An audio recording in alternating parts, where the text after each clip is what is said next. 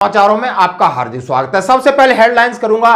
सैनिकों की दो बड़ी मांगें, वक्त आ गया है कि पूरी होंगी। 8वें वेतन आयोग के सामने रखी है ये शर्तें, और मैं बात करूंगा ओआरओपी सब मांग रहे हैं, आखिर एक्चुअल किसका है हक ओआरओपी का? इनको तो मिल गई। क्या प्रीमेच्योर रिटायरमेंट को ओआरओपी से दूर करना सही है या गलत? क्या एएफटी का डिसीजन जो सैनिकों के साथ है सरकार को लागू करना चाहिए? क्योंकि 8 घंटे की नौकरी और 24 घंटे की नौकरी में क्या फर्क होता है, आज ये भी बात करूंगा। तो सबसे पहले दोस्तों मैं ये बात करूंगा कि स्थायी वेतन आयोग अनुभाग स्टैंडिंग आर्मी पे कमीशन सेक्शन की तरफ से एक 8 सेंट्रल पे कमीशन के लिए एक एस्पिरेशन यानी डिमांड और फीडबैक के लिए एक लेटर था जो 26 मार्च 2025, और उन्होंने सभी से डिमांड्स मांगी और सरकार के सामने 15 अप्रैल तक भेज दिया। 8वें वेतन आयोग से गुहार लगाई कि आखिर सैनिकों की ये मांगे होंगी पूरी। जैसा कि भारतीय सेना और रक्षा मंत्रालय ने 8वें वेतन आयोग के लिए कई महत्वपूर्ण मांगे रखी गई हैं, जिनमें से कुछ प्रमुख मांगे इस प्रकार हैं: वेतन की वृद्धि, भत्तों की समीक्षा, पेंशन और अन्य लाभ, और सेवा शर्तों में सुधार। इसमें से 2 मांगे हैं इक्वल मिलिट्री सर्विस पे और लीव इनकेस। जैसा कि आप देख सकते हो, ये खबर है आपके सामने मैं रख रहा हूं, इसमें लिखा है कि सेना के कर्मचारियों के लिए वेतन में पर्याप्त वृद्धि की मांग की गई है, जिससे उनकी जीवन शैली और आवश्यकताओं को ध्यान में रखा जा सके। आज वक्त है और दस्तूर भी। ऑपरेशन सिंदूर खत्म हो गया है। लोग शादियां कर रहे हैं, लोग छुट्टियां एंजॉय कर रहे हैं, लोग अपने राजनेता अपना चुनाव प्रचार कर रहे हैं, आईपीएल क्रिकेटर अपना गेम खेल के पैसा कमा रहे हैं, और लोग धीरे धीरे धीरे भूल रहे हैं। लेकिन वहीं पर भारतीय सैनिक, चाहे वो आर्मी है, एयरफोर्स है, नेवी के मोर्चों पर डटे, जैसा कि आप देख रहे हो। और ये बात बिल्कुल हकीकत है मेरे भाई, कि मैंने कल जो दोपहर वीडियो डाला था कि अब सारी बात सेना क्या करेगी, सेना क्या चाह रही है, सैनिकों के दिल में क्या है, वो सैनिक बोलेंगे न। उनकी बात मीडिया दे दी है कि आप जय हिंद से ज्यादा नहीं बोल सकते। वो नेता क्या बोलेंगे सेना के बारे में, क्या बोलेंगे देशभक्ति के बारे में? यदि आप इस बात को गारंटी लगाओ कि राष्ट्रीय गीत और राष्ट्रीय गान का फर्क उन्हें पता नहीं है, कि 15 अगस्त और 26 जनवरी में भेदभाव अलग क्या डिफरेंसेस हैं, ये उन नेताओं को पता नहीं है, जो कि ऑपरेशन सिंदूर का श्रेय लेके अपनी बहाबाई और चमचागिरी चापलूसी में लगे हैं। अब मैं ये मांगों के बारे में आपके सामने रखना चाहता हूं, क्योंकि आज भी सैनिक बॉर्डर पर डटे हैं, आज भी सैनिक अपने परिवार से दूर हैं, आज भी सैनिक 24 घंटे पिले हुए हैं, आज भी सैनिक अपना सर्वस्व न्यौछावर करने के लिए तैयार हैं। तो मांगेगा कौन उनके लिए? आप यदि बिना मांगे नहीं दोगे तो मांगने के लिए व्यवस्था करते हो। जैसे कि हमारे चीफ ऑफ आर्मी स्टाफ साहब ने पहले ही, जनरल द्विवेदी साहब ने बोल दिया था कि आपको आर्मी का पे कमीशन अलग प्रकार से देखना होगा। ये वॉलंटियर सेवा है, इस जान की कोई कीमत नहीं है, लेकिन उस जान और उस जो उनका सेक्रीफाइस है उसको आपको सम्मान देना होगा, ताकि लोगों में प्रेरणा जाए और लोग इससे मोटिवेट होकर सेना में आए, देशभक्ति भी जगे। क्योंकि सैनिक जब लड़ाई लड़ता है तो सोचता है कि हमें यदि कुछ हो जाएगा तो उसके परिवार को देखने के लिए सरकार है और समाज है। समाज कितना देख सकता है वो आप समझ सकते हो, और सरकार की मनमर्जी नहीं, सरकार को नियम स्थापित करने होंगे। और इसीलिए कहा है कि अब वेतन वृद्धि सेना की अलग प्रकार से होनी चाहिए। भत्तों की समीक्षा, विभिन्न भत्तों जैसे कि महंगाई भत्ता हो, यात्रा भत्ता हो, अन्य बच्चों की पढ़ाई हो या एल्टीट्यूड के भत्तों, इनकी समीक्षा की बात की है। पेंशनर्स के पेंशन और अन्य लाभ, सेना के सेवानिवृत्त कर्मचारियों के लिए पेंशन अन्य लाभों में वृद्धि की मांग की गई, जिससे कि उनकी जीवन शैली आवश्यकताओं को ध्यान में रखा जाए। सेवा शर्तों में सुधार, सेना के कर्मचारियों के लिए सेवा शर्तों में सुधार की मांग की गई है, जैसे उनका पदोन्नति, स्थानांतरण, अन्य मामले इसमें शामिल है। और बड़ी मांग है इक्वल मिलिट्री सर्विस पे।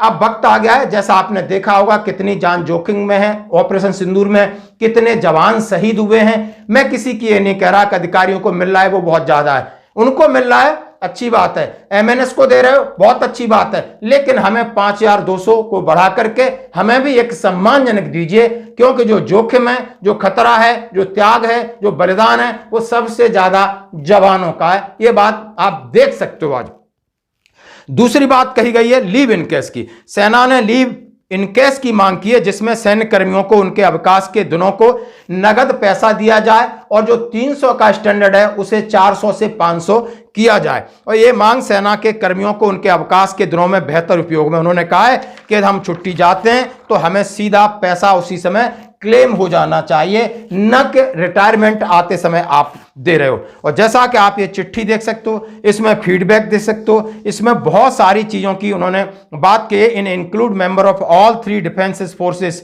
उन्होंने कहा है पे कमीशन में हमारी मेंबरशिप हो, एचआरए की बात की है, क्वालिफिकेशन ग्रांट्स की बात की है, राशन की ग्रांट्स की है, और उन्होंने कहा है सबसे ज्यादा डॉक्यूमेंटेशन है इसको खत्म करना चाहिए। जो हमारे ऑफिस से जो डॉक्यूमेंट बन के जाए उसी के ऊपर क्लेम, चाहे ट्रांसफर क्लेम है, अन्य बातें जो कि सरकार के सामने रखी गई हैं। लेकिन 2 महत्वपूर्ण मांगे थी और बिल्कुल है कि जैसा हम सभी जानते हैं कि लीव इन केस का मतलब है यानी हम छुट्टी लगभग जो फैमिली मेंबर्स हैं या बहुत ज्येष्ठ हैं लगभग 400 दिन सबकी लीव इन केस होती है, सिर्फ 300 दिन का फायदा होता है। तो ये मांग दोबारा उठाई गई दोस्तों।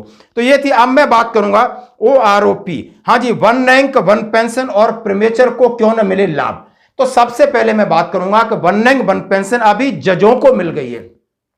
जजों को, हाई कोर्ट के जजों को पेंशन देने से इनकार करना संविधान के अनुच्छेद 14 के तहत समानता के अधिकार का उल्लंघन है।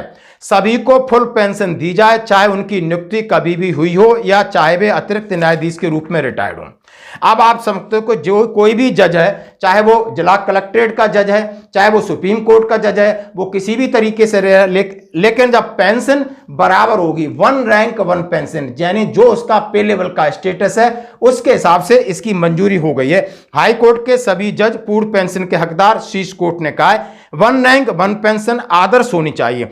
CGI के 63 पन्नों के फैसले में कहा है संवैधानिक पद के लिए 1 रैंक 1 पेंशन आदर्श होना चाहिए।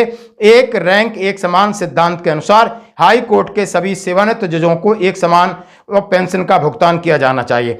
हम पाते हैं कि कई बार कोई भी जज अलग, अब ये सारा चीज लिखने के बाद जो किस तरह की प्रतिक्रिया आ रही है, कुछ लोग अब हर किसी को 1 रैंक 1 पेंशन चाहिए, हर किसी को चाहिए, यानी जजों को भी चाहिए, पैरामिलिट्री फोर्सेस का हक बनता है। बाकी दूसरे भी कह रहे हैं कि सेना को 8वां वेतन आयोग में गारंटेड फायदा मिल रहा है, उनको 1 रैंक 1 पेंशन मिल रहा है, तमाम तरीके की सुविधाएं मिल रही हैं। बड़ा खेद होता है, बड़ा दुख होता है। इसके ऊपर बाद में आऊंगा, पहले प्रीमेचर वाले भाई इंतजार कर रहे हो कि आखिर इसके ऊपर क्या नया अपडेट है। दोस्तों 31 जनवरी 2025 का फैसला क्या मंजूर होगा? आज वक्त आ गया है कि यह फैसला मंजूर होना चाहिए। जैसा कि आप देख सकते हो कि माननीय प्रधानमंत्री जी ने कहा कि कुछ ऐसी खबरें हैं कि जो स्वेच्छा से सेवानिवृत्त आए हैं या उन्होंने VRS शब्द का नाम लिया है, उनको पहले मिलेगा प्रीमेचर। में 80-90% ऐसे सबको OROP मिलेगा। यानी यह बात होती है 1 जुलाई 2014 के बाद जब OROP का इंप्लीमेंटेशन होने वाला होता है, तब सेना के जितने भी पेंशनर्स हैं, अफसर से लगाकर नीचे तक किसी भी प्रकार के पेंशन है, चाहे सर्विस पेंशन है, फैमिली पेंशन है, डिसेबिलिटी पेंशन है या किसी भी प्रकार की, उनको सबको कंसीडर किया गया था और लगभग बड़ा लाभ 1 जुलाई 2014 से दिया गया। आखिर फिर क्यों 7 नवंबर 2015 को एक पॉलिसी बनती है OROP की और उसमें हमारे सैनिकों को जो स्वेच्छा से सेवानिवृत्त आए हैं उनको उससे दूर कर दिया जाता है। बड़े दुख की बात है और दुर्भाग्य की बात है कि माननीय प्रधानमंत्री ने डंके की चोट में यह बोला और बड़े अच्छे स्पष्ट शब्दों में बोला। एक एक शब्द को आप सुनने से मजा आएगा। यानी वो पहले आ जाते हैं, घर में प्रॉब्लम है इसलिए आ जाते हैं, स्वेच्छा से आ जाते हैं, लेकिन टर्म्स ऑफ जो उनकी कंडीशंस हैं 15 साल सर्विस पूरी करके आते हैं और उसके बाद एक झटका लगता है, धोखा, एक बड़ा धोखा होता है। अब धोखा हो जाता है और उनकी प्रीमेचर को OROP में शामिल नहीं किया गया। OROP 2 और 3 में आपने देखा होगा और आगे के लिए रास्ता बंद कर दिया। मामला राजनीतिक होता है, फिर मामला कोर्ट में जाता है। अब कोर्ट AFT में मामला है जिसका जजमेंट है कि आप इनको भी लाभ देना चाहिए। यानी एक ही नियम आप अलग अलग लोगों पर अलग अलग तरीके से लागू नहीं कर सकते। यदि आपकी पॉलिसी है, आपने लगभग 80% रिटायर्ड वालों को आपने प्रीमेचर वालों को OROP का लाभ दे दिया है, जो कि 1 जुलाई 2014 तक के जितने पीछे के रिटायर्डीज हैं जो आज जिंदा हैं उन्हें सभी लाभ मिल रहा है। उसके बाद आपने जो पॉलिसी बनाई उसमें तो लगभग आप समझ सकते हो कि प्रीमेचर सेना से निकली गया है 2 या 3% लोग हैं, मतलब अब 10 से 15 या 20% लोग बचे, उनको भी प्रीमेचर दिया जाना चाहिए। एक पॉलिसी में भेदभाव नहीं, यह भेदभाव अखरता है, क्योंकि सैनिक कि जो टर्म्स ऑफ सर्विस है 15 साल है और लगभग वो कलर सर्विस करता है तो 1-2 साल का फर्क रहता है, उससे वो पहले अपने घरेलू कारणों के कार्ड आ जाता है तो उसको शामिल किया जाना चाहिए। अब इस नियम को एमओडी जरूर लागू करेगी, जैसा कि हमारा मानना है, सोचना है कि अब वक्त आ गया है कि इस चीज को उनको भी कंसिडर करना चाहिए। अब मैं बात उस पर आता हूं कि हर किसी को लग रहा है कि सैनिकों को बहुत सारी सुविधाएं मिलती हैं, किसने मना किया है आप इन सुविधाओं को न लीजिए। आप सेना में आइए, 24 घंटे की नौकरी किस प्रकार की होती है आपको पता चल जाएगा, चाहे रेलवे हो चाहे अन्य कर्मचारी हैं। ठीक है, आपको अलग तरीके की सुविधाएं मिल सकती हैं, आप अपने फैमिली के साथ रह रहे हो, आपको भत्ते मिलते हैं, आपको अलग प्रकार के बोनस मिलते हैं, हमें कोई ऐतराज नहीं। हम तो सैनिक, हम ये भी नहीं जानते कि हमें क्या एंटाइटलमेंट मिलते हैं, लेकिन सेना की नौकरी किस प्रकार की, आज आप ये दृश्य देख रहे होगे, हर जगह सैनिक सैनिक सैनिक, और सैनिकों को आज आप हीरो बना